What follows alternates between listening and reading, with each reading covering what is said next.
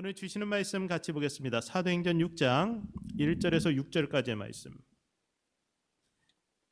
사도행전 6장 1절에서 6절까지의 말씀. 이거 한 절씩 교독하겠습니다. 그때 제자가 더 많아졌는데 헬라파 유대인들이 자기의 과부들이 매일의 구제에 빠짐으로 히브리파 사람을 원망하니 12사도가 모든 제자를 불러 이르되 우리가 하나님의 말씀을 제쳐놓고 접대를 일삼는 것이 마땅하지 아니하니 형제들아 너희 가운데서 성령과 지혜가 충만하여 칭찬받는 사람 7을 택하라. 우리가 이 일을 그들에게 맡기고 우리는 오로지 기도하는 일과 말씀 사역에 힘쓰리라 하니 온 무리가 이 말을 기뻐하여 믿음과 성령이 충만한 사람 스데반과 또 빌립과 브로고로와 니가노르와 디몬과 바메나와 유대교에 입교했던 안디옥 사람 니골라를 택하여 사도들 앞에 세우니 사도들이 기도하고 그들에게 안수하니라. 같이 읽습니다. 하나님의 말씀이 점점 왕성하여 예루살렘에 있는 제자의 수가 더 심히 많아지고 허다한 제사장의 무리도 이 도에 복종하니라. 아멘. 페이스북에서 제가 본 글인데요. 신앙을 가진 사람이라면 그래도 평균치보단 나아야 한다는 생각에 대해서 우리 박성계 집사님이 페이스북에서 이렇게 대답을 하셨습니다. 난 평균치보다 떨어져서 교회 가는 거임. 교회라도 나가야 평균적 인간에 가까워질 것 같아서 난 죄인 진짜로 그리 생각함. 제가 이 글을 읽었는데요. 굉장히 감동이 되더라고요. 이 말이 확 마음에 와 닿았습니다. 이런 교회도 사람이 모이는 곳이라 별의별 사람들이 다 모입니다. 특히 교회는 누구에게나 열려 있는 곳이기 때문에 아주 독특한 사람도 올 수 있습니다. 하나님이 주인된 공동체이지만 죄인인 인간들이 모이는 곳이 교회인지라 교회 안에 다양한 이슈들이 생겨날 수가 있습니다. 그런데 세상과 다른 점이 있다면요, 교회에는 죄인이 와서 의인으로 인정받고 하나님의 형상을 회복하며 살아가는 곳이 세상과 다른 점입니다. 그런 모습이 두드러져 보일 때 세상 사람들은 교회를 거룩한 공동체라고 생각하게 됩니다. 교회 예배 행위, 신앙 고백 이런 것들은요, 세상 사람들한테 전혀 관심 없는 부분입니다. 아무런 감흥을 줄 수가 없어요. 우리가 통성 기도하고 방언 기도하고 뜨겁게 찬양하고 또 하나님 앞에 마음을 다하여 헌금을 드리는 이런 모습을 보면서 세상 사람들은 감동받지 않습니다. 그냥 미쳤다고 생각해요. 쟤는 미쳤다. 근데 세상의 눈으로 기독교인들은요, 그럼에도 불구하고 좋은 사람이다, 교회는 유익한 단체다 이렇게 생각하게 만드는 것은 더 높은 윤리적인 의식과 이웃에 대한 헌신 같은 것입니다. 그래서 교회는 제가 어릴 때도 교회 다니는 사람들은 굉장히 착한 사람들이라는 그런 선입관이 있었어요. 그리고 이 교회는 좋은 일들을 많이 했기 때문에 교회란 것은 좋은 것이라는 그런 선입관을 가지고 있었습니다. 근데 요새는 좀 많이 달라졌어요. 우리가 교회 다니기 시작하면서 더 이기적이고 못된 사람이 된다면 그렇다면 세상 사람들은 교회를 아주 우습게 보게 될 것입니다. 그런 사람들이 많아지게 되면 하나님이 피조물에 불과한 세상 사람들에게 심지어 모욕까지 당하기도 합니다. 물론 우리를 판단하실 분은 하나님이시기 때문에 하나님 앞에 정직하고 의롭게 사는 것이 가장 중요합니다. 그러나 하나님은 우리가 세상이 볼 때도 의로운 사람이 되기를 원하십니다. 그래야 우리를 통해서 세상이 하나님께로 돌아오기 때문에 그렇습니다. 그것이 우리를 이 세상에 보내신 목적이고 우리를 교회로 모이게 하신 목적입니다. 그래서 교회는 세상의 소금과 빛이 되어야 합니다. 세상은 기독교인들의 신앙 행위를 전혀 이해하지 못합니다. 그들에게 교회를 이해해달라고 하는 것 처음부터 무리입니다. 그래서 교회에서 통하는 말이 있고 세상 사람들과 통하는 말이 있는데 교회의 언어로 세상 사람들과 소통하려고 하면 처음부터 이게 문제가 생겨요. 그러니까 성경이 어쩌고 저쩌고 교회는 이렇게 특별한 곳이고 우리는 예배를 이렇게 목숨처럼 소중하게 여기는 사람들이니까 우리를 이해해야 된다. 여러분, 이게 세상 사람들이 그걸 어떻게 이해합니까? 너무 무리한 요구잖아요. 세상과 상대할 때는 우리가 세상이 이해할 수 있는 언어를 쓸 수 있어야 됩니다. 다시 앞의 이야기로 돌아가 보면 죄인이 의인의 신분을 얻고 하나님의 형상을 회복해가는 곳이 교회라면 이 교회의 모습은 어떠해야 할까요?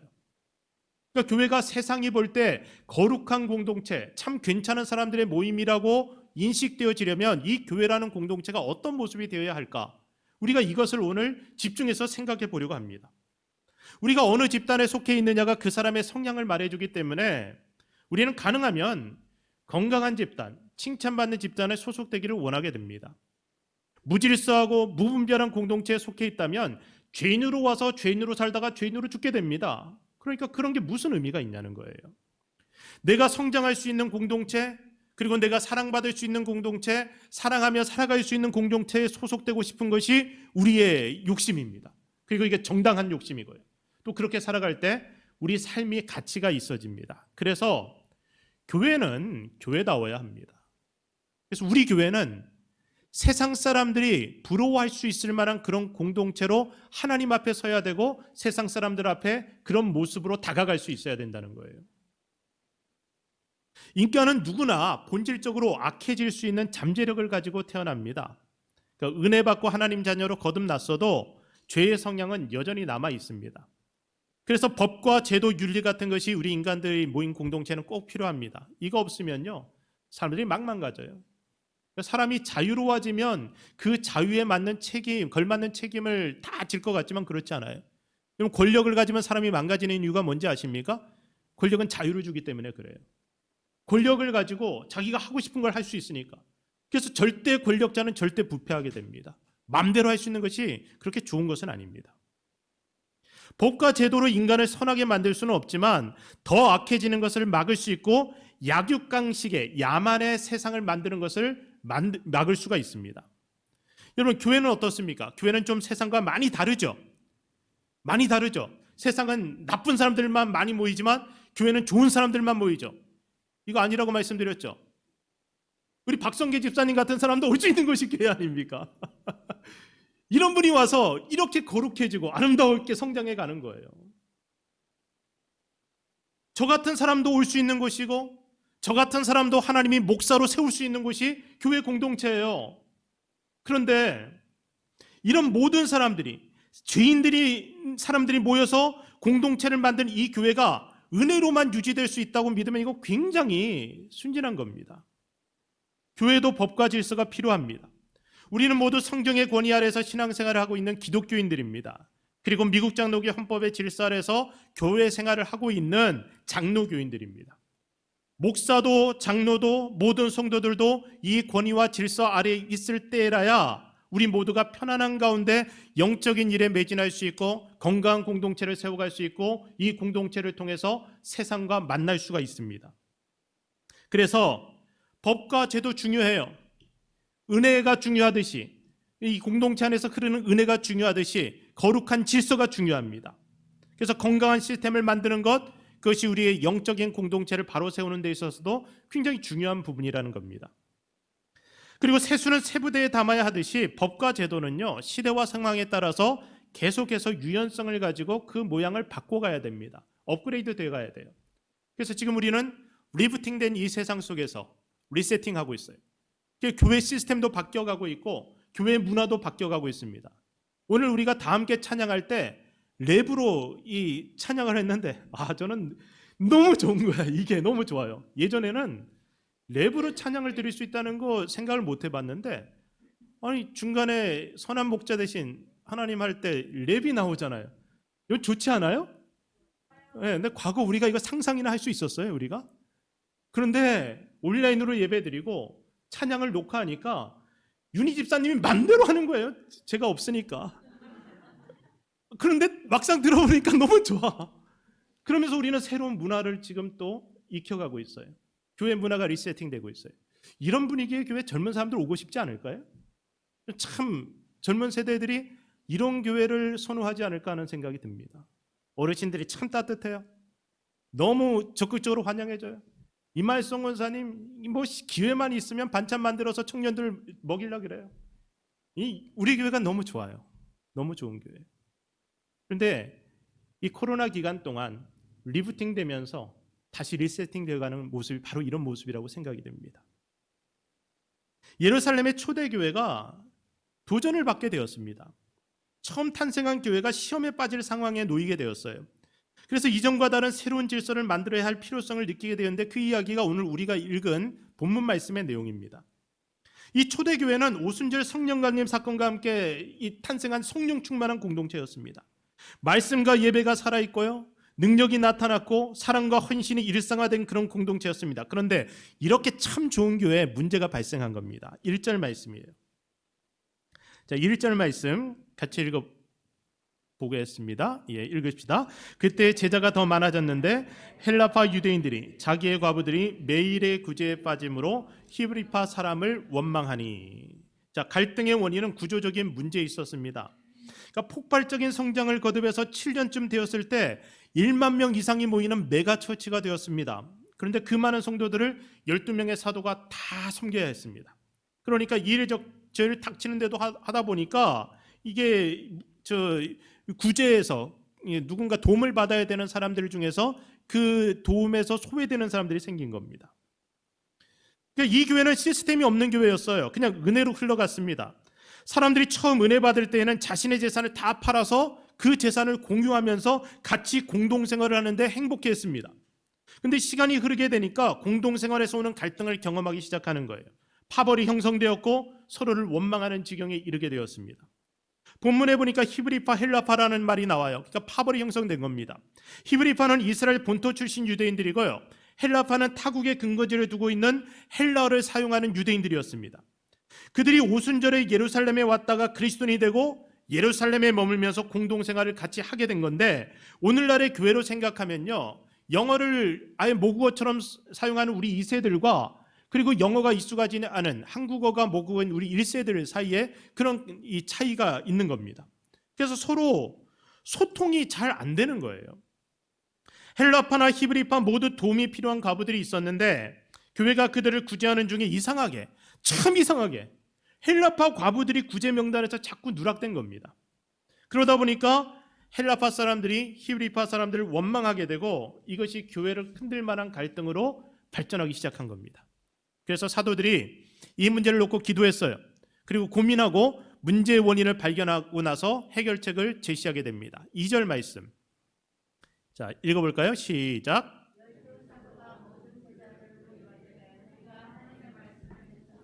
접대를 일삼는 것이 마땅하지 아니하니. 자, 12사도의 사도는 문제의 원인이 자기들에게 있다는 것을 지금 인정했습니다. 그러니까 교회는 날마다 부흥해서 새로운 신자들이 많아졌음에도 불구하고 자신들이 능력의 한계치에 이르렀는데 자기들이 그런 것에 계속해서 구제나 이런 일에 지금 에너지를 쏟는 것이 이것이 잘못됐다는 것을 인정한 겁니다. 그러니까 교회가 커지니까 공동체 안에 소외되는 사람들이 생긴 거예요. 이렇게 잘 되는데도 문제가 발생할 수 있어요. 부흥하는데도 문제가 발생할 수 있어요. 그러니까 축복은 주어졌는데 축복 담을 그릇이 너무 작았어요. 그래서 흘러 넘치는 겁니다. 대형 교회가 된 예루살렘 교회, 이 초대 교회는 그래서 일꾼을 선출하기 위해서 공동회를 소집하게 된 겁니다. 3절 말씀, 4절 말씀. 3, 4절 같이 읽어봅시다. 형제들아, 너희 가운데서 성령과 지혜가 충만하여 7을 택하라. 우리가 이 일은 그들에게 맡기고 우리는 오로지 기도하는 일과 말씀 사역에 힘쓰리라 하니. 자, 사도들이 이제 성도들에게 왜 일꾼을 세워야 하는지, 그 이유와 또 어떤 사람을 세워야 하는지 자격 기준, 그리고 몇 명을 세울지 선출 인원수를 지금 알려줍니다. 그러니까 사도들이, 가장 영향력 있는 이 사도들이 모든 것을 자기들이 결정하면 돼요. 어쩌면 베드로 같은 인물이 주도적으로 모든 걸 결정해도 되었을 거예요. 그런데 이 사람들이 자기들이 모든 것을 주도하지 않고 이 일을 공동체 전체에게 맡기고 자기들은 그 공동체의 결정과 함께하겠다고 지금 이야기하는 겁니다. 이것이 교회 공동체가 가지고 있는 좀 독특한 모습이라고 생각해요. 이 구약 시대하고 좀 다르게 신약 시대에 들어오면서요, 교회 공동체는 의사 결정을 하는데 좀 민주적인 방식을 사용하고 있습니다. 그러니까 하나님의 뜻이 공동체의 선한 양심, 또 하나님이 인도하시는 양심을 통해 이루어짐을 이 사람들이 믿었던 겁니다. 우리 교단 규례서의 원칙 중에, 정체 원리 중에요, 하나님이 양심의 주인이다라는 말이 있습니다. 저는 이 말이 너무 좋아요. 하나님은 모든 인간 양심의 주인입니다. 그래서 상호관용, 사람들에 의한 선출, 장로에 의한 칠이 그리스도의 뜻을 구하고 대표하는 이런 우리 장로계의 원칙 중에 가장 중요한 원칙을 우리가 말하라고 한다면 하나님이 모든 사람 양심의 주인이라는 거예요. 그래서 여러분이 자기의 선한 양심을 따라서 우리의 대표를 선출하고 그 사람들에게 힘을 부여해서 공동체를 이끌어가게 하는 것, 이 굉장히 중요한 부분이라는 거예요. 근데 이 양심이 더럽혀지지 않도록 돕는 것이 목회자의 역할이고 우리 교회 리더십들의 역할입니다. 그러니까 막 유언비어 퍼뜨리는 거 이런 거 못하게 해야 돼요. 그리고 조직적으로 모여서 누구를 뽑느니 누구를 떨어뜨리니 이런 거 못하게 해야 되는 거예요. 그리고 밥 사주면은 뽑아주고 밥 안 사주면 이 떨어뜨리고 이런 거 못하게 해야 되는 거예요. 그냥 선한 양심을 따라서 내 양심의 주인이신 하나님을 두려워함으로 하나님이 기뻐하시는 사람을 내가 세워나가는 일입니다. 그러니까 우리는 지금 공천위원회 과정 중에 그냥 조용하게 기도하면서 하기로 한 거예요. 의논하지 말라고 한 거예요. 서로 그러니까 여러분이 방주회 대표라고 해서 방주회 회원들 모아놓고 이번에 누구 뽑을까 이런 거 의논하면 안 되는 거예요. 그 사람이 방주회 대표로 선출되었으면 그 대표가 하나님 앞에 자기 양심의 주인이신 하나님 앞에 묻고 그리고 하나님이 기뻐하시는 선택을 스스로 하면 되는 겁니다. 우리 개인은 정보의 쪼가리들만 가지고 있어요. 모든 것을 완전히 아는 사람은 이 세상에 한 사람도 없습니다. 그러니까 그 쪼가리들이 모여서 하나님의 뜻을 이루려면 양심의 주인이신 하나님을 두려워하고 결정해야 되는 겁니다. 오늘의 최선이 내일의 최악이 될 수도 있고요. 오늘의 최악이 내일의 최선이 될 수 있습니다. 그래서 잘못된 선택일지도 모르는데 그것이 필요하기 때문에 하나님이 그것을 이루시는 경우도 있어요. 그 공동체가 징계를 받아야 할 필요가 있을 때 하나님은 그런 결정을 사람들의 양심을 통해서 하기도 하십니다. 그래서 공동체 전체가 함께하는 결정의 권위를 우리가 인정해야만 합니다.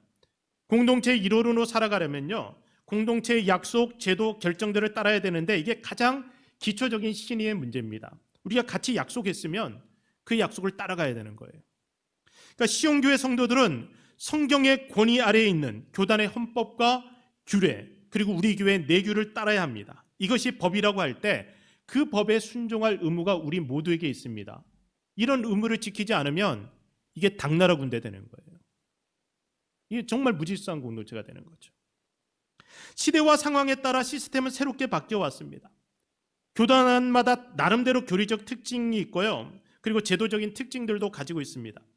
근데 우리 장로교회는 대의정치 시스템을 가지고 있습니다. 그래서 저는 장로교회 목사라서 이 대의정치 시스템이 참 좋다고 생각하는 사람이에요.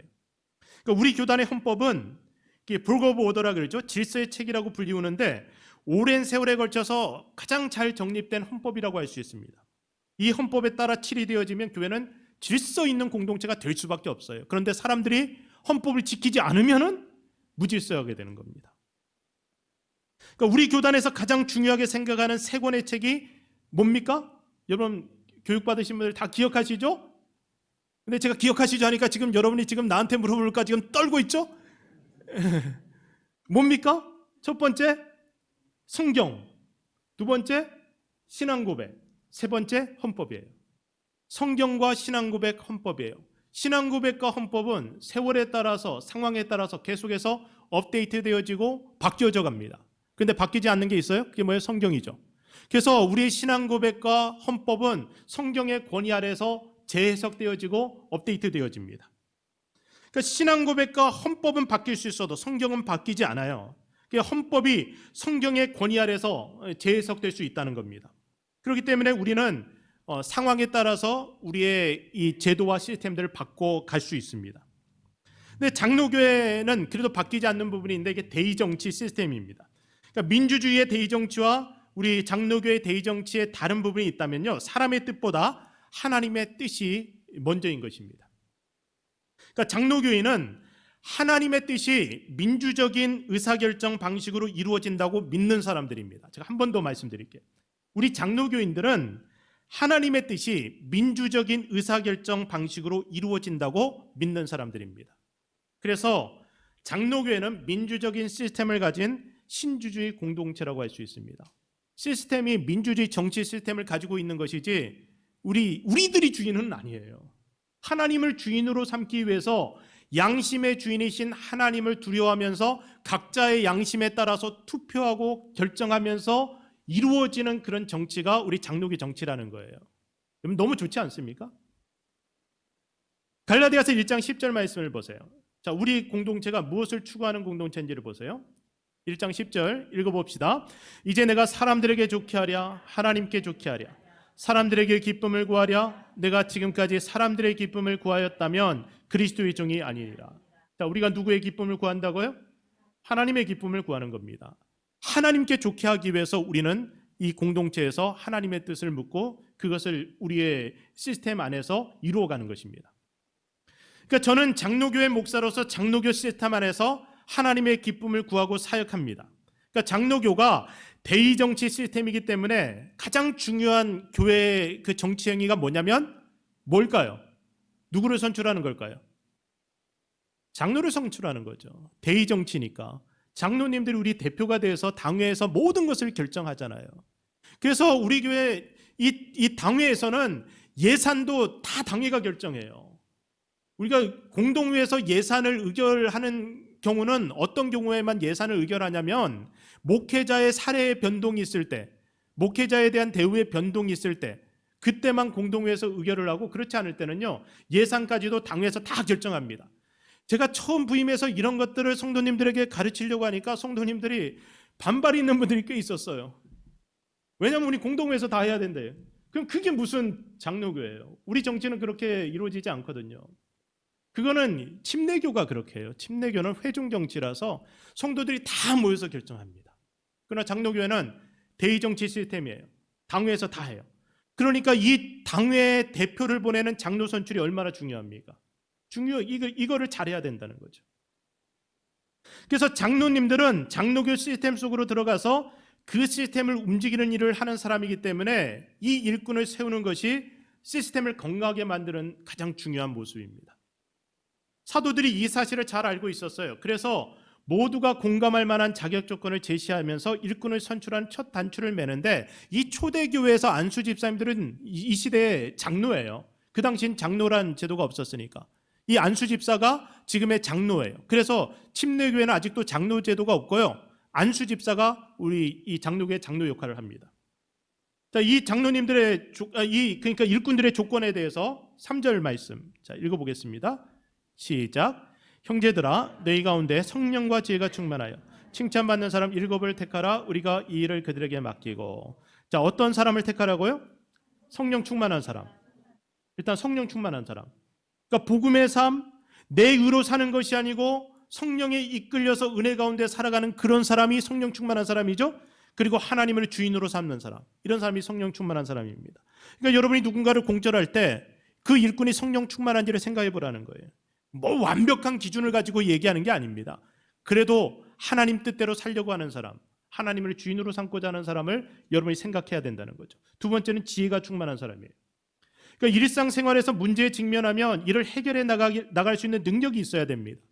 그러니까 목사와 장로가 당회를 통해 하나님의 뜻을 구하고 함께 결정한 것으로 성도들을 이끌어야 되는데, 그러려면요 이끄는 과정에서 설명하고 토론하고 설득하는 일들도 해야 되는데 이때 지혜가 필요한 겁니다. 세 번째는 칭찬받는 사람이라고 했는데요, 신망 있는 사람이에요. 그러니까 사회성이 탁월해야 돼요. 인격적이어야 돼요. 성품이 좋아야 돼요. 그러니까 하나님이 쓰시는 지도자가 되기를 원한다면 우리가 먼저 하나님 앞에 우리의 성품과 인간관계를 좋게 만들어 가야 됩니다.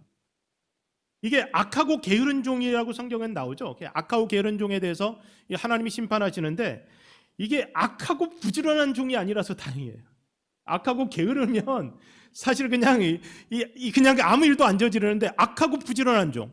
근데 거기에다 악하고 지혜롭고 부지런하면 어떻게 될까요? 이게 진짜 끔찍한 거예요.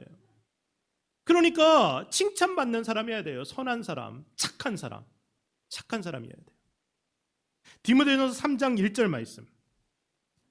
자, 저거 아닌데? 디모데전서 3장 1절 말씀 없습니까? 예, 제가 읽어드릴게요.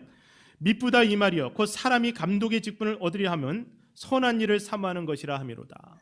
그러니까 사람이 어떤 직분을 얻으려 할 때는 선한 일을 사모하기 때문이다. 이 말씀을 통해서 제가 여러분에게 드리고 싶은 말씀은 이겁니다. 하나님이 교회를 세우시려고 할 때요, 먼저 하나님의 사람들에게 거룩한 열정을 주십니다. 선한 일을 사모하고자 하는 마음을 주세요. 그래서 우리 교회 성도님들 중에 직분을 받아서 섬기고자 하는 열정이 생긴다면 그 참 좋은 일입니다. 그 좋은 일이에요.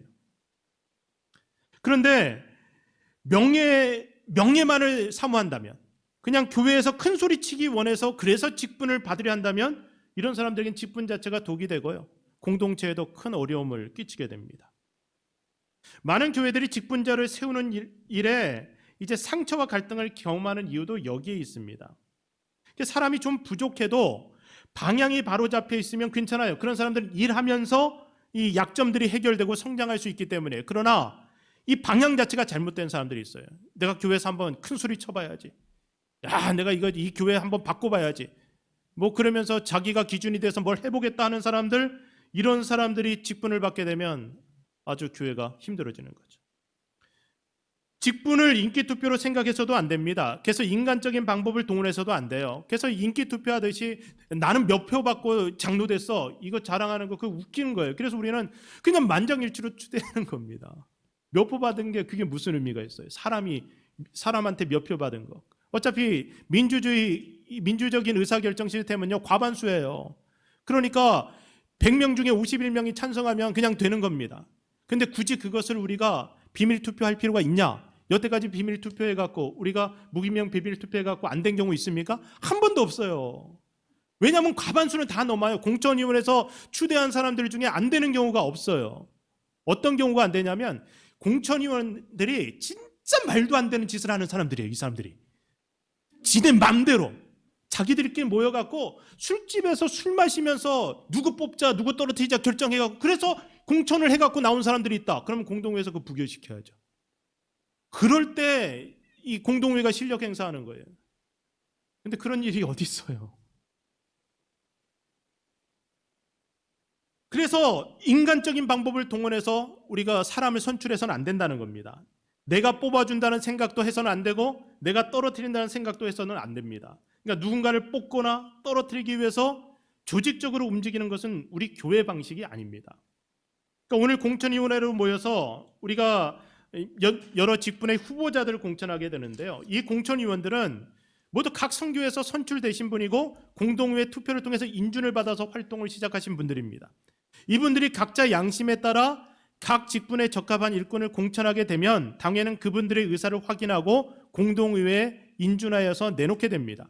그러니까 우리 헌법은 공천위원회와 당회의 결정이 대다수의 성도들이 생각할 때 현저하게 잘못되었다고 판단되어지면 그때는 공동의회에서 제3자를 이 플로어 공천할 수 있도록 했습니다. 그래서 공동의회 할 때 제가 여러분에게 물어봐요. 이외에 다른 분을 공천하실 분이 있습니까? 그랬을 때 저요 하고 손을 들고 누구를 공천하게 되면 이건 어떤 의미냐면 우리는 공천위원회 저 공천 인정할 수 없습니다예요. 그게. 그래서 저 사람들이 아닌 이 사람이 되어야 된다라고 그걸 요구하는 겁니다. 그러면 후보로 지명된 사람은 예 동의합니다라고 해야 돼요.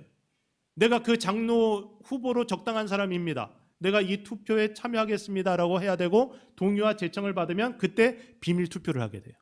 그때는 비밀 투표를 해야 돼요. 누군가가 떨어져야 되니까. 근데 그렇게 해서 내가 적합한 사람입니다라고 나서갖고 이 성도들한테 지지받을 수 있는 사람이 어디 있겠습니까?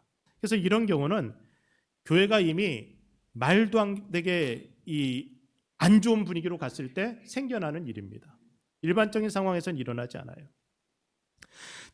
왜 제가 계속해서 우리 교회 장로교회 시스템과 이런 공천 선거 방식에 대해서 여러분에게 이야기를 계속합니까? 처음에 말씀드린 내용이에요. 우리 교회가 건강한 시스템을 가지지 않으면 이곳에서 우리는 건강하게 신앙생활하기가 참 어려워요. 좋은 일꾼을 뽑지 않으면, 정당한 방법으로 하나님이 기뻐하시는 방법으로 사람을 세우지 않으면, 그러면 이 교회 공동체가 세상 사람들이 볼 때 우리가 세상 사람들에게 우리는 이렇게 괜찮은 공동체라고 보여줄 수 있는 게 없잖아요. 전에 한번 그런 농담 제가 들려드렸지만 실제로 세상 사람들이 그렇게 생각해요. 이 이민사회에서 이 한인회에 모여갖고 사람들이 막 큰 소리로 싸우니까 한 분이 벌떡 일어나서 그랬다잖아요. 싸움은 교회 가서 하라고. 그 무슨 의미예요 그게? 이민교회에서 교회의 이미지는 싸우는 거예요. 너무 많이 싸웠어요. 저는 싸움이 많은 그런 교회들을 많이 경험해 왔어요. 그러니까 이민교회가 그렇더라고요. 시카고에서 많이 경험했어요. 그런데 거기서 어떻게 신앙생활이 되겠냐고요. 어떻게 세상 사람들한테 우리가 교회는 이런 곳입니다라고 보여줄 수 있겠냐고요. 그래서 교회는 싸우면 안 돼요. 우리끼리 지지고 볶는 한이 있어도 선을 넘으면 안 돼요. 그리고 끝까지 끌어안고 다시 용서하고 회복시키는 것이 교회가 돼야 돼요. 그렇기 때문에 여러분이 다툼이 있어도요 절대 선을 넘어서는 안 돼요. 그러니까 자기가 미안하다고 얘기할 수 없을 만한 행위를 해서는 안 돼요. 근데 우리 공동체는 그런 부분이 건강해요. 미안하다 말할 수 있고요. 다시 끌어안고 용서하고 회복시킬 수 있는 힘이 우리 공동체는 있잖아요. 그래서 우리는 다툼이 있어도 이 예의를 지키고 선을 지키고 그러고 다시 회복하고 하는 그런 공동체가 된 겁니다. 초대교회 성도들은 사도들의 제안을 기쁘게 받아들였어요. 그래서 믿음과 성령이 충만한 사람 7명을 성출하여서 사도들 앞에 세웠습니다. 그리고 사도들이 기도하고 안수함으로 그들을 교회 리더로 세웠습니다. 5절과 6절 말씀. 자, 여러분이 읽어주시기 바랍니다. 시작.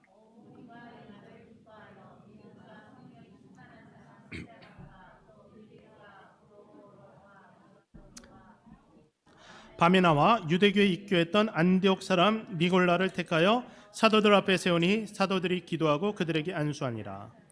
자, 이 일꾼들을 선출해서 누구 앞에 세웠습니까? 누구 앞에 세웠어요? 사도들 앞에 세우니. 자, 하나님 앞이 아니고 사도들 앞에 세웠어요. 이 말씀 제가 지난주에 여러분에게 이미 드렸습니다. 고넬료가 베드로 앞에 서갖고 하나님 앞에 있다라고 고백했어요.